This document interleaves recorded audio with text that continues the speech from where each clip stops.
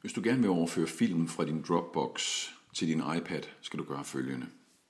Vi går ind i Dropbox. I Dropbox finder vi den film, vi gerne vil overføre. Jeg vælger den her.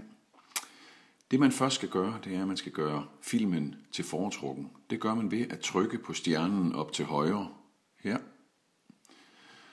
Og så spørger din iPad, om du vil gøre det, og du svarer OK.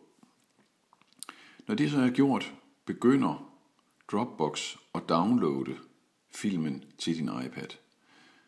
Det vil man kunne se, eller den begynder at gøre den til foretrukken. Det vil man kunne se nede i stjernen, nede i bunden her, hvor langt den er nået. Og der er et OK-tegn deroppe, så den er allerede gjort klar til overførsel. Vær opmærksom på, at med lange film tager det meget lang tid for hver enkelt film.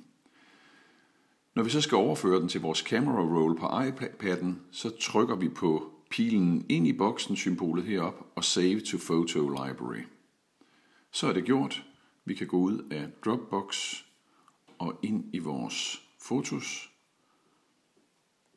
Og så kan vi i bunden se, at filmen er overført og afspille den. Det er noget, man manuelt skal gøre med hver enkelt film. Så har man flere film, så skal man forberede sig på, at det tager lang tid. God fornøjelse.